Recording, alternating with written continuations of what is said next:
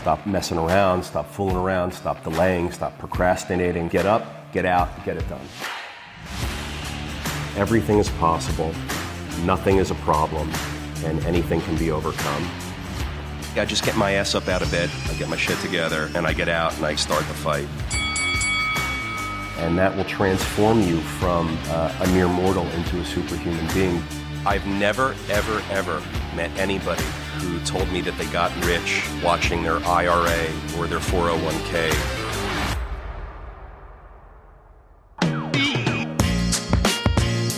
How the hell are you, Peter? George, I'm better this week, thank you. I appreciate your concern. I'm glad. You know. You're just on a trip this whole week, right? You're doing a lot of business. Well, I was down in Florida. I had some business down in Florida for 4 days, so I was away. I did do some traveling. But last week, when you and I met, we had a bit of an unsuccessful attempt at shooting our podcast because my panties were all in a huff and we couldn't get things working properly. Or I couldn't get things working. You could, but I couldn't. Now, with your, I take responsibility. Yeah. Well, with your assistance, I've now got it going now. So I'm better this week than last week. Excellent. We're hearing all the time about office values plummeting, work from home infringing on that. I think the Post just posted something about New York City's commercial real estate values are $9 billion short of the most recent high, which I guess isn't surprising because last year was what it was. But city budgets are feeling the squeeze. And I wanted to ask, what do you think? Where do you think these cities are going to look for to solve that problem? So great question. Cities are definitely feeling the squeeze in their budgets because property taxes from real estate are the single largest source of revenue for any city anywhere. In New York City, it's like 70%, right, of the city's budget comes from property taxes. So as values go up, the cities enjoy increased assessments and increased revenue from the increased values.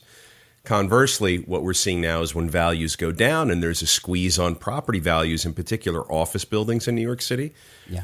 Values go down, assessments go down. The city's revenue is tied very directly to the value of the property in the city. If the property values go down, so does the city's revenue. It's a big problem. What are they going to do about it? Here's what they're going to do about it. They're going to look to everybody else, every other category of property owner. They're going to look to the multifamily people. They're going to look to the single family home people. They're going to look to the warehouse people and say, hey, your assessments are going way up because the office assessments came way down. It's called balancing the budget. You want to know how they get the phrase balance in the balancing the budget phrase? That's how.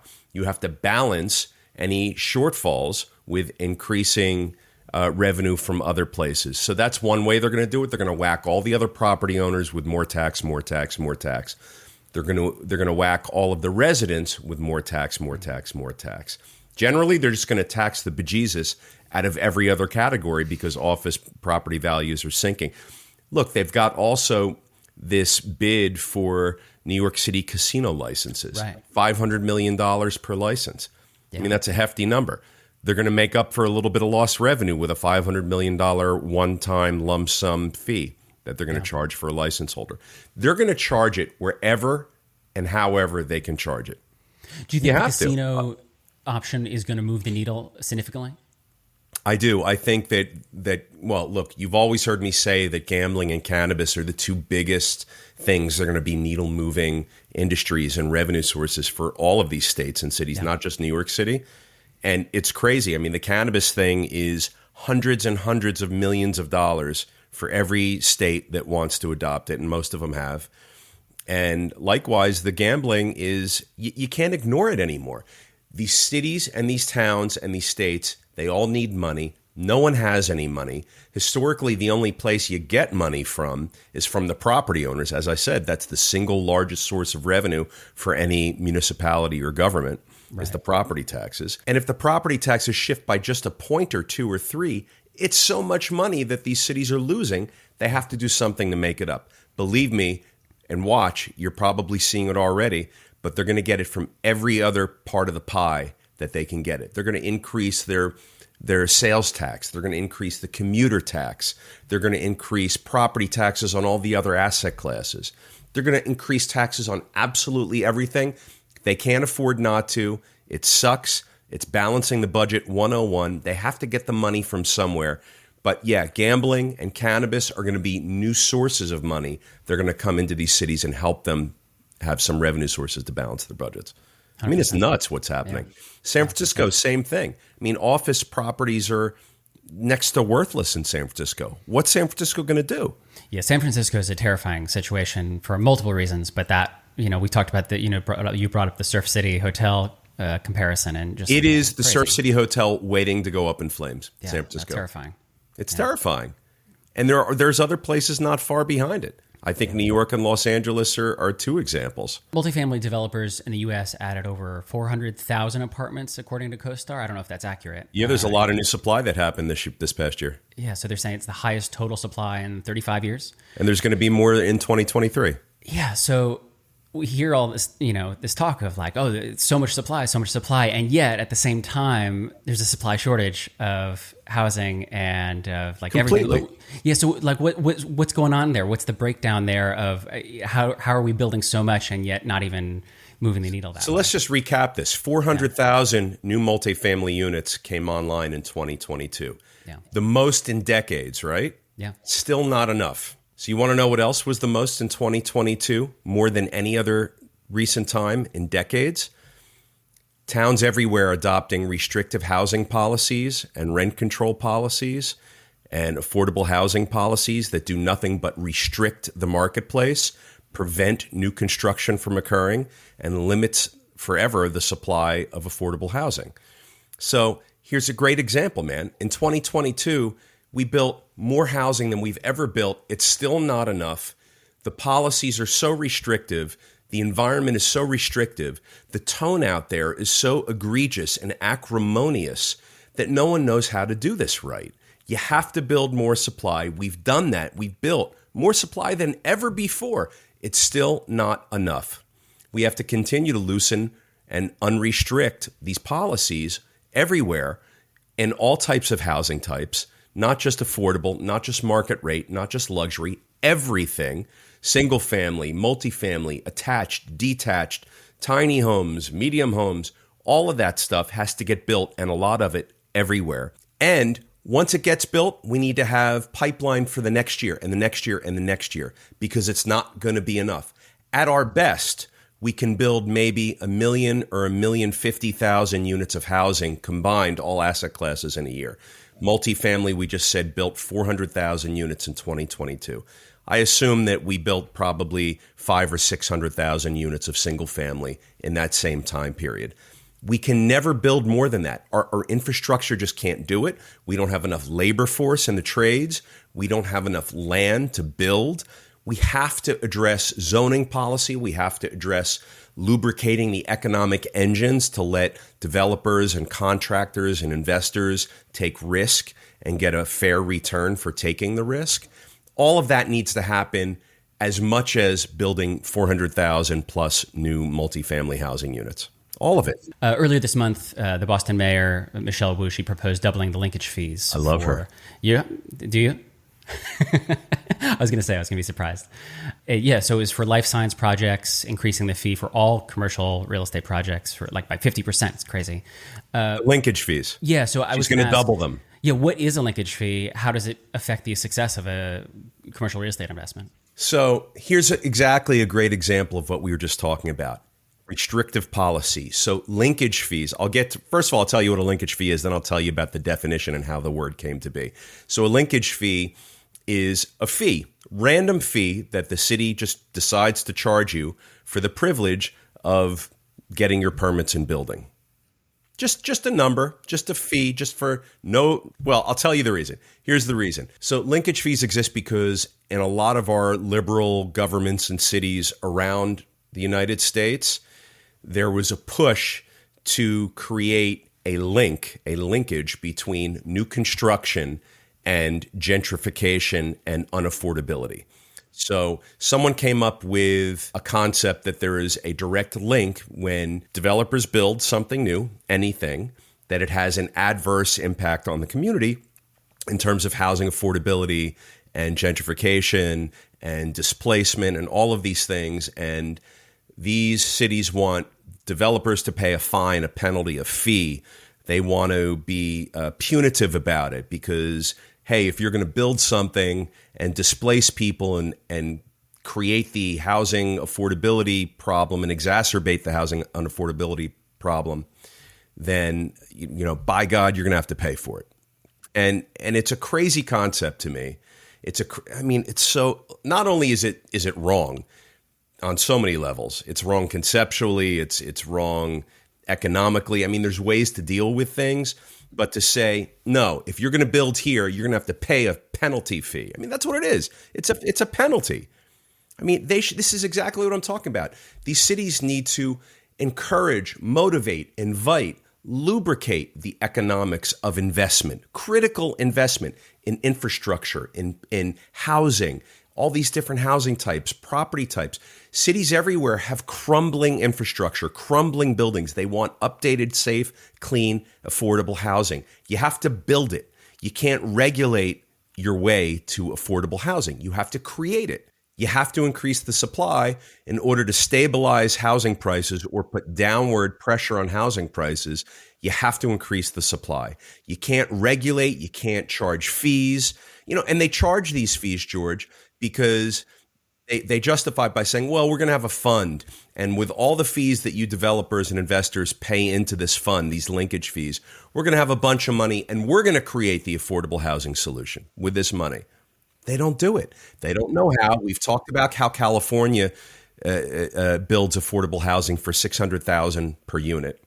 I mean, it's bananas. If you want problems solved, if you want progress, if you want success, if you want to achieve goals and address problems and issues, you have to look at the private sector because they know how to do it. I mean, the public sector is so constrained by ass backwards thinking, by cover your ass politics, by political correctness, by pandering to voter constituency. I mean, that's what you get in the public sector. In the private sector, you get, give me the best value for my dollar, give me the best solution in the quickest amount of time, and don't give me any headaches, because if you do, I'm going to fire you and I'm going to get someone else.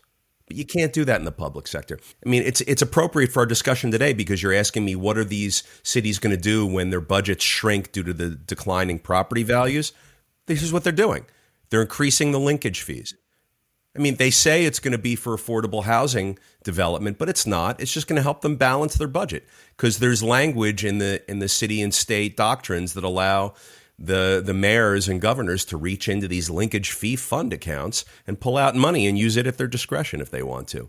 I mean, it's absolutely heinous. It's complete bullshit. It's one rung on the ladder down from being a flat earther. These people that think that they're going to charge linkage fees because there's a link to housing unaffordability when you get a building permit. And, like all of this divisive, screwed up thinking. That's what it is. It's divisive. It's screwed up. It's completely incorrect. Unfortunately, this type of messaging and thinking and governing comes from similar types of places. We see it on the coasts. We see it in Illinois. Even our president said we have to address a housing supply shortage. We have to create more housing. The cities are like, oh, I don't know how to do that. So here's what I'm going to do. I've got 40% of my voters are renters. So we're just going to put in rent controls and put in affordable housing policies that don't actually get anything built, but we have them on the books and we can celebrate when they hit the books and our voter constituency will see that and they'll vote for me again. Now, that's what it is. It's completely sad. It's extortion. If any private citizen tried to behave the same way, they'd be arrested.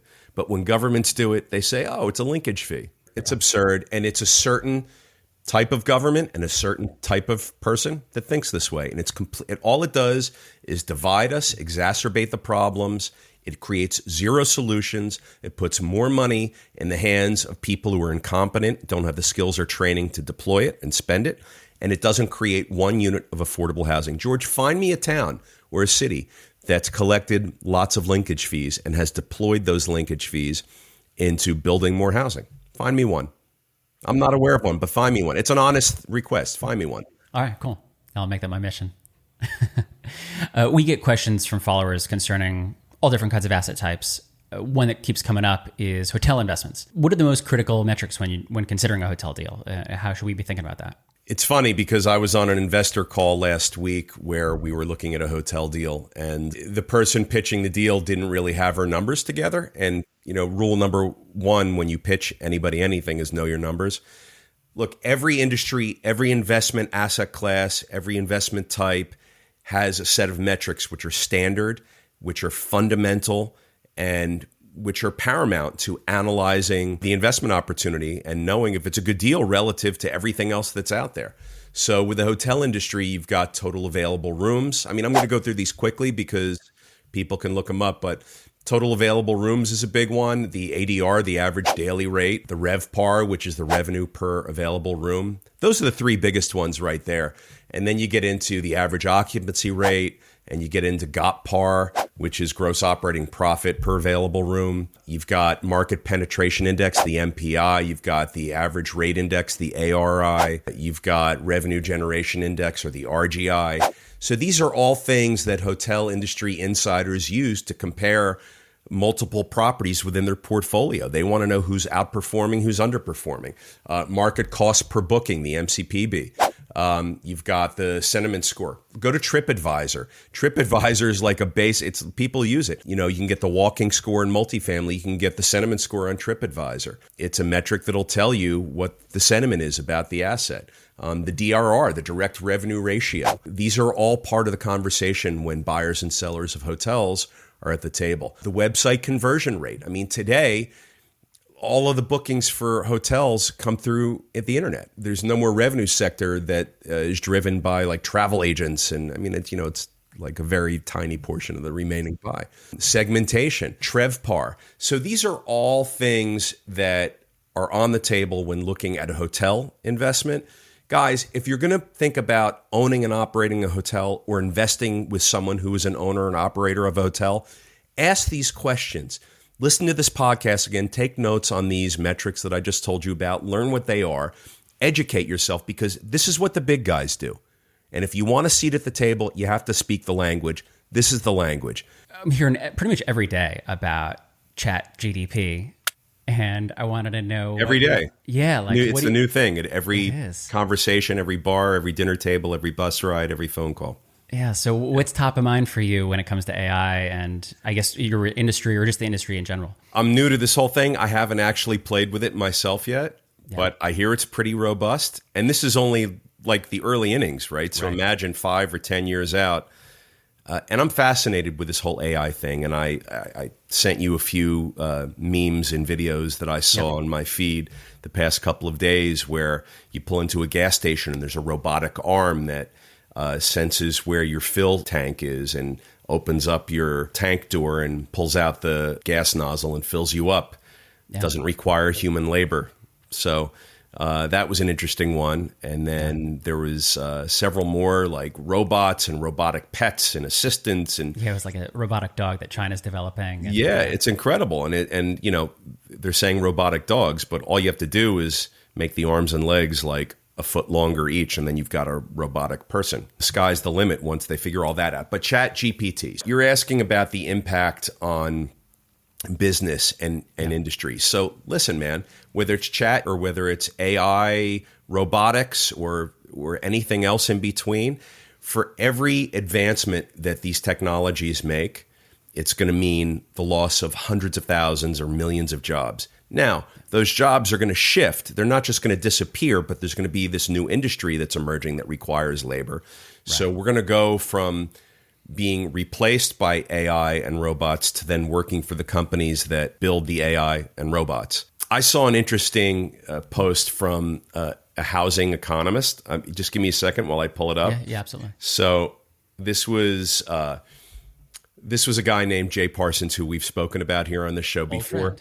And he said he had a conversation. I'm just going to read this to you because I found it to be amazing, right? I mean, self-serving, but amazing. I had a conversation with Chat GPT about whether rent control is good policy for cities needing affordable housing. Initially, Chat GPT tried to avoid taking sides. Then I asked, which view is better and supported by research and data? And then it came down hard on one side. So apparently the AI bot came back with all of the research and data that supports why rent control policies are not good for cities that adopt them. And it listed all the reasons on and on and on and on. And so funny because this was a computer program that's not motivated politically. This isn't a person that's been messaged to their whole lives about, how to vote or how to think, right? This is an AI bot, and it just gives you the facts, completely free from influence or political agenda. And it said, without a doubt, that rent control policies don't work. They're detrimental to the economies of cities that adopt them. And you have to build more housing supply. Jesus, George, an expensive AI robot just said what cheap Uncle Peter has been saying for forever. Like, we don't need AI here. It's just repeating what I'm saying. Yeah. But it's an amazing thing, and this technology is going to really move the needles. We were talking about cannabis and gambling moving the needles economically for cities. The AI is really going to move the needle for our society as a whole, not just for a few cities here and there, but for society in the aggregate. It's going to completely change everything. In 10 years, the world is not going to look anything like the way it looks today because all of these jobs are going to shift. Technology economies are going to advance. These AI economies are going to advance. And we're going to be dealing with this in every aspect of our life. Yeah. I hear a lot of brokers like using it for listings and like all this kind of well, stuff. brokers watch out because at some point you're just not going to be needed. So if you're a broker, so remember we talked about how 10% of the brokers sell 90% of the real estate in every town and every market. Yeah. If you're part of the 90% of the brokers that sell 10% of the real estate, you're going to be replaced by AI. Period. End of discussion. So you better watch out. And I think that's the case with almost every job. Yeah, I think that every job. Yeah, all jobs you have to kind of center in on what is the human component or the unique thing that you are bringing to the table that is not replaceable because it's increasingly becoming more difficult to do that. George, AI is going to replace us all. And when we all whine and complain and bitch and moan to elected officials, they're not going to know what to do. So what they're going to do is regulate it. They're going to regulate how many jobs someone can terminate if you're the owner of a company. If you make an investment in AI, they're going to tell you how many people you can terminate because they don't want to lose the jobs. So now you're going to be forced to choose. Do I invest in my business in AI technology, which will enable me to bring my product or service to market more effectively, and it's better for the consumer? Or do I not invest in AI because the rules and regulations and laws require that I don't terminate employment? I mean, you're going to have to make those kinds of decisions. It's going to disrupt every market, every type of industry, and it's exciting and scary. Yeah, I mean, it's really going to be a threat, a major threat of sorts to our society because we need jobs, we need to earn wages and income, and we need to make money. And we talk about how the middle class gets squeezed. You want to know who's going to get taken to the cleaners when AI starts to proliferate? The middle class. Yeah. It's all of their jobs that are going to go away in favor of computer programs and robots. Yeah. Well, better start planning for it now. Well, as you said, everything's an opportunity. It's like this is the time to start looking for the opportunities that are going to arise because otherwise then you're just reacting rather than anticipating. And then we're really going to have a housing affordability issue. And not because we still need more supply, which we will still need more supply, but because people aren't going to be making money because they don't have jobs. Yeah, that should be interesting. All right, well, that's what I got today. We did talk last week or the last time we filmed about stories from the closing table. I don't know if you wanted to touch on that at all before. Oh, you want another closing story? Yeah. Let's see. So many come to mind. What's the one? Oh, you know what? I remember the one I shared with you before. It was about my friend Gisela, who was in the basement with her sweatpants around her ankles going to the bathroom. Yes. People saw that and they came up to me. They're like, oh my God, I saw that story about how that was a crazy one. But okay. So another one is get to the closing table. Everyone's there. Now, when you go to a closing table, I expect, here's the normal protocol. I walk in, I got my pen. I'm right-handed, so I sign with my right hand. Yep. I grab the signed paper with my left, and I flip it, and I move it to my left. Yep. So it's a conveyor belt. It's a river of documents. I know the deal. I have a stack of documents this high. I have to sign hundreds and hundreds of things. I have to get notarized, this whole thing. So we set up a conveyor belt. The notary's sitting on my left. The title closer's sitting on her left. And we just funnel documents. So I go into this closing. I'm ready to start signing. They say, whoa, whoa, whoa, don't sign. I said, oh, okay, what's going on? My client wants, and this is the seller. Yeah. I'm the buyer. My client wants another $850,000. Now I'm already there. I've got insurance approved, paid for. I've got my loan underwritten, committed, approved. The bank's ready to fund. The title company, the night before, circulated the settlement statement with all the numbers. Everybody signed off on them. But we get to and there's a contract, right? So that's crazy. So we get to the closing table, and this lawyer says, my client, the seller, wants another $850,000. Take it or leave it. So I'm sitting there. There's like 10 people in the room. His client isn't there. Just the lawyer's there for the seller, but the seller's not there. So you have two choices at that point. You either pay the $850,000, which no one in their right mind would do, or you look them square in the eye and you say, okay, here's the deal. We have a contract for you to perform at a certain price. If you're not going to perform, I'm going to get up and walk out. I'm going to sue you for specific performance. Specific performance is a bit of language that's in every contract for purchase and sale of real estate, or it should be in every contract for purchase and sale of real estate, which says that if you change your mind, you can't, I'm just going to sue you to perform according to what the contract says, specific performance. You have to perform specifically to what we agreed to. Yeah. Otherwise, what good is the contract? Without this language, George, requiring specific performance, what good is a contract? Why have a contract if it can be thrown away and walked away from, and it's not binding and it doesn't create an obligation for the parties to perform? Why even have a contract? So there was a contract in place. I showed up ready to close, started signing documents, and I was told I had to pay another $850,000. I said, I'm going to sue you for specific performance. Take that or leave that. And I got up and left. And as I was in my car, my lawyer called me and said, we just got the call. They want us to come back in. So we went back in and we signed documents. But and it's not like puffing out your chest, and it's not like a show of power or force or anything like weird like that. It's just like, look, I spent money to get to the table here. I spent money to pay lawyers and title companies to bring us this far. So did you. And not for nothing, we have a contract, a binding contract where the terms are laid out. Couldn't be more clear. We both agreed to them. We both had counsel review our decisions and review the documents. Everybody's here ready to close, and you're now hijacking me for another $850,000. Are you crazy? Because it's not going to happen. Yeah. So you have to have the specific performance language in every purchase and sale agreement, because otherwise you've just got a nothing contract.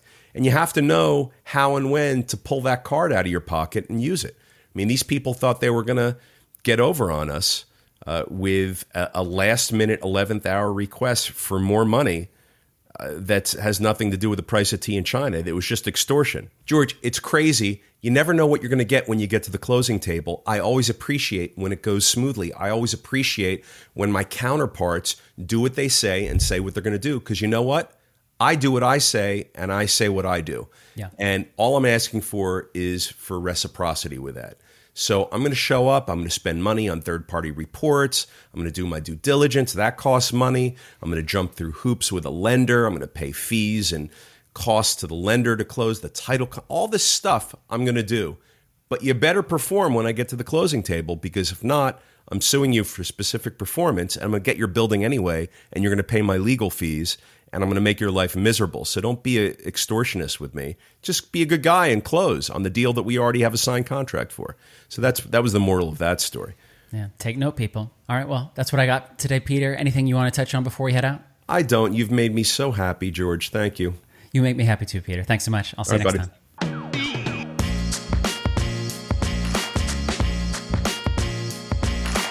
If you like what you just heard, you can subscribe to The Daily Cash Flow on YouTube, Spotify, Apple Podcasts, or wherever you listen to podcasts. And we'd love it if you left us a comment or review. You can follow us on TikTok and Twitter at SiegelCap, and on Instagram at Siegel.cap. As always, if you're an accredited investor, go to SiegelCapital.com and take our survey to see if you qualify to take part in one of our apartment building deals. That's SIEGEL Capital.com.